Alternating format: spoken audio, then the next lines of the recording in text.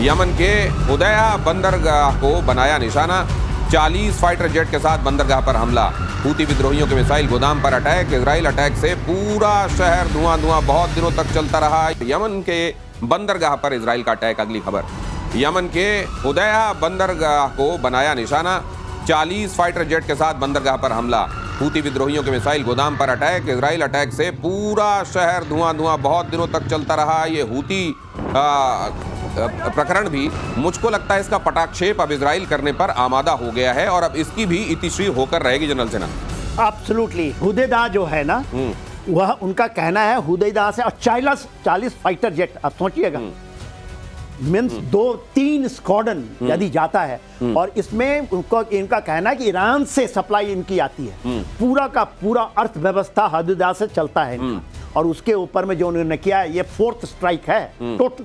पहले तो उन्होंने प्रधानमंत्री मारे, उनके लीडर्स मारे, अब उनके वाणिज्य जो सेक्टर है, जो उनका इकोनॉमिक, क्योंकि पूरी सप्लाई चेन वहीं से चलती है, तो उन्होंने पूरी तरह से काट रहे हैं। और जो क्षति हुई है, मैं देख रहा था उसकी डैमेज असेसमेंट जो कर रहे थे, 40 फाइटर की जब फायरिंग आई होगी तो आप सोच सकते हैं जमीन हिल जाती है साहब। पूरा का पूरा फोर्ट खत्म हो जाता है। बहुत जल्दी से सर, वक्त एकदम। इसमें एक जब वो उठते होंगे नेतान्याहू सुबह, तो एक उनका एड आता है, वो ग्लोब को ऐसे घुमा देता है, उसके ऊपर जहां उनकी उंगली जाती है वो कहते हैं आज यहाँ हमला करना, चाहे वो सीरिया हो, लेबनान हो। अगर वहां कोई इजराइल का दुश्मन बैठा हुआ है तो हमला होगा। और इमरान ने जेल से बोला मुनीर पर हमला। इमरान ने कहा पाकिस्तान आर्मी चीफ मुनीर ने अफगानिस्तान से रिश्ते जानबूझकर बिगाड़े, पश्चिम को खुश करने के लिए तालिबान सरकार का विरोध किया।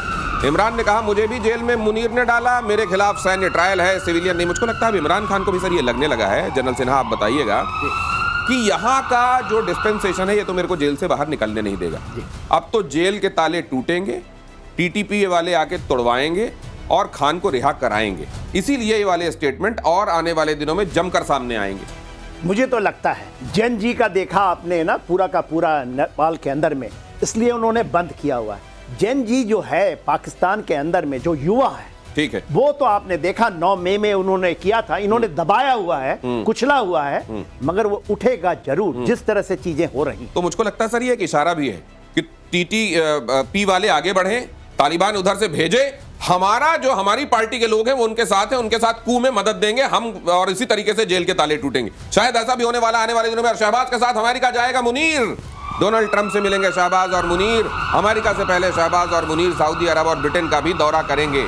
अब देखिए शहबाज जो हैं वो सामने चले जा रहे हैं और ऐसा लगा है कि उनके गले में कोई रस्सी बांधी हुई है जिसको लेकर मुनीर उनको टहलाते हुए चल रहे हैं। मुझको जो दिखाई दे रहा है वो कुछ ऐसा ही दिखाई दे रहा है कमोडोर बहल। बिल्कुल, उनकी गले में जो रस्सी है उसकी डोर किसके पास है? मुनीर के पास है। जैसे कुत्ते को लेके जाते हैं ना। बल्कि मैंने ये नहीं कहा सर, मैं तो मतलब मैंने फिर भी लिहाज रखा है, लेकिन ये जो तरीका है सर, तो फिर तुम काहे के लिए ये डेमोक्रेसी वाला छलावा करती हो अपनी जनता के साथ? आपको याद होगा बहुत ही खिसियानी फेस के साथ शहबाज शरीफ ने एक बार कहा था हमारी हाइब्रिड गवर्नेंस है, यानी कि हम सब कुछ आर्मी से पूछते हैं और करते हैं। बोला ऐसा नहीं, पर ये बोला कि हाइब्रिड गवर्नेंस है। इसका मतलब है आर्मी के पूछे बगैर हम कोई काम नहीं करते। लेकिन इनके कुछ पॉलिटिशियन कुछ भी बोल देते हैं। तो कहीं ना कहीं मुनीर को ये लगता है अब ये अमेरिका, अरे सर ये हमारे यहाँ बड़ा क्लियर है, हम हाइब्रिड में कुछ चीजें नहीं रखते। हम अपनी नस्लों को हाइब्रिड में नहीं रखते, हम अपनी सरकार को हाइब्रिड में नहीं रखते। हम गाड़ियों को हाइब्रिड बर्दाश्त कर सकते हैं, यहाँ सरकारें हाइब्रिड होती हैं। और इसीलिए हाइब्रिड का नतीजा देख लीजिए, रस्सी पकड़कर सामने मुनीर जो है चल रहे हैं और सामने सामने शहबाज चल रहे हैं। और पाकिस्तान के बलूचिस्तान प्रांत में बम धमाका, हमले में 5 पाकिस्तान सैनिकों की मौत, सुरक्षा बलों को निशाना बनाकर ब्लास्ट। बलोच लिबरेशन आर्मी ने बनाया निशाना।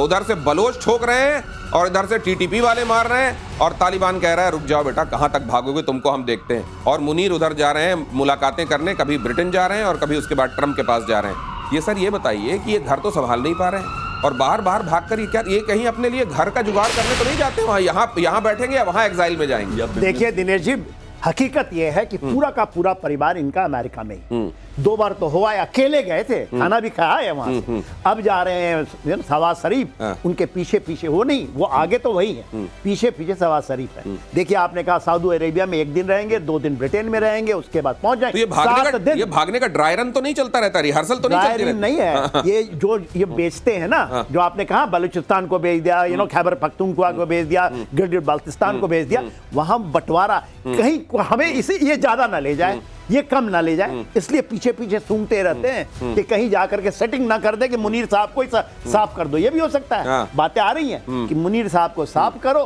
पूरा का पूरा, क्योंकि वहां लूट ही यही है। कैसे आप लूट लीजिए बलूचिस्तान के पूरे ना जो भी उनके पास धरोहर है, कैसे खैबर पख्तूनख्वा में लूट लीजिए, लड़ाई उसकी है। हाँ, तो Pakistan is on sale. Pakistan को बेचने के लिए अलग अलग प्रोविंसेस की बिक्री के लिए बोली लगाते हुए, भाव लगाते हुए, ये लोगे कि वो लोगे, क्या लोगे, खैबर पख्तूनख्वा लोगे, बलूचिस्तान लोगे, कौन लेगा, चाइना लेगा, अमेरिका लेगा, कितने दोगे, इसको तो पहले दे चुके हैं, तुम भी लोगे। ये करते हुए घूम रहे हैं वहां के हुक्मरान और फौजी। और पाकिस्तानी विदेश मंत्री ने फिर उगला जहर। विदेश मंत्री इशाक डार का भारत विरोधी बयान, भारत का नाम लेकर इजराइल को दी वार्निंग। इजराइल हमला करता है तो पाकिस्तान जवाब देने के लिए तैयार। मुस्लिम देशों की रक्षा के लिए पाकिस्तानी परमाणु हथियार। कतर पर इजरायली अटैक से खौफ में है पाकिस्तान। बीते दिनों भी इस तरह का बयान, ये पहली बार नहीं है। 24 घंटे के अंदर अंदर यू टर्न लेने का इनका रिकॉर्ड है। पहले भी कहा था इसी तरह परमाणु की बात सामने आने के बाद 24 घंटे के अंदर अंदर मुकर्रर, नहीं हमने तो नहीं कहा। एक बार फिर से यह बयान दिया है कि हम तो परमाणु और हम मुस्लिम देशों की रक्षा के लिए तत्पर हैं। मतलब ये कह रहे हैं कि हम ये चला सकते हैं। दिनेश जी, दो चीजें अल जजीरा के साथ जो इंटरव्यू है उसमें इन्होंने बात की है। सबसे पहले की है जॉइंट अरब फोर्स की, और उसमें कहा कि हम भी साथ होंगे। तो यानी कि वो साथ होंगे, जॉइंट अरब फोर्स बनेगी, तो काम तो ये भारत के अगेंस्ट ही करते रहेंगे ना, और तब तो इनको अरब वर्ल्ड का भी साथ मिलेगा। और दूसरी चीज इन्होंने कही, जब इनसे पूछा गया कि न्यूक्लियर वेपन के बारे में आप क्या बोलते हैं, तो इन्होंने कहा स्ट्रेटेजिक डिटरेंस। फिर उसके बाद बोला नहीं, हम अपनी ड्यूटी तो मुस्लिम उम्मा के लिए करेंगे ही करेंगे। तो कभी ये टेम्पा में जाके उड़ाने की बात करते हैं, पूरे विश्व को, आधे विश्व को हम लेके जाएंगे, और कभी कहते हैं कि मुस्लिम वर्ल्ड की जो उनका इस्लामिक बॉम्ब है वो उनकी ड्यूटी है कि मुस्लिम उम्मा के लिए इस्तेमाल नहीं तो क्या ईरान मुस्लिम उम्मा में नहीं आता क्या, जिसको ठोकने के लिए अपने एयर स्पेस का इन्होंने यूज करने दिया था? अभी बीते दिनों हुआ तो उसमें तो पूरी दुनिया ने देखा कि उम्मा के साथ कितने खड़े हुए हैं। तो जब उसके बाद पेजेश्कियां जब आए थे, हाँ। तो सबसे पहले इनके सपोर्ट में वो भी खड़े हुए थे और इजराइल को भी गालियां दे रहे थे, लेकिन अमेरिका के बारे में बात नहीं की थी, अमेरिकन अटैक के बारे में बात नहीं की थी। और दूसरी बात है, ये 3-4 नाव में चलते हैं। एक दिन ऐसे बुरी तरह गिरेंगे ये पानी के अंदर, चाहे वो चीन की नाव है, तालिबान की नाव है, अमेरिका की नाव है, या फिर वो मुस्लिम देशों की नाव, कहीं ना कहीं ये बहुत बुरी तरह फंसे। ये फूल और कांटे में अजय देवगन को हमने देखा था वो किस तरीके से 2 मोटरसाइकिलों में पैर रखकर चल रहे थे, लेकिन वो कंट्रोल्ड एनवायरनमेंट में होता है, वरना टांगों के इधर उधर हो जाने का खतरा होता है। और पीएम नरेंद्र मोदी के कायल हुए ट्रंप, पीएम मोदी को फोन पर दी जन्मदिन की बधाई। पीएम मोदी के शानदार काम की जमकर तारीफ की ट्रंप ने कहा पीएम मोदी बहुत शानदार काम कर रहे हैं। अपने पोस्ट में ट्रंप ने कहा नरेंद्र आपके समर्थन के लिए धन्यवाद। ये देखिए जरा डोनाल्ड ट्रंप, इनका जो तोला माशा चल रहा है, उस बीच में ये भी देख लीजिए कि आज इनकी तरफ से क्या बयान आया। प्रधानमंत्री नरेंद्र मोदी को जन्मदिन की बधाई देते हुए, happy birthday, he is doing a tremendous job. Narendra, thank you for your support on ending the war between Russia and Ukraine. President Donald J. इसमें तंज भी मार रहे हैं। देखिए तंज तो क्या है, आज के दिन में जो डोनाल्ड ट्रंप साहब बदले 17 जून के बाद पहली बार बात हुई है। क्या कोई कह रहा था कि 4 फोन आई, मोदी ने नहीं उठाया, कितनी सच्चाई है नहीं जानता हूं। जब वो आई थी जर्मनी से खबर, फिर जापान से भी ये खबर आई कि 4-5 फोन।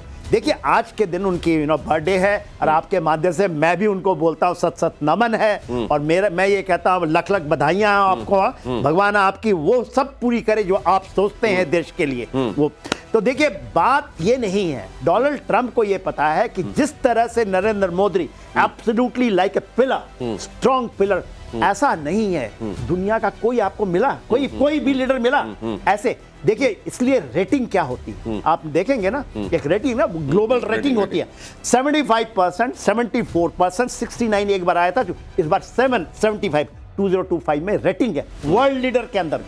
10 लीडर्स के बीच में होता है ये, ठीक है। ही इज लीडिंग विद 70 और वर्ल्ड के लीडर हैं।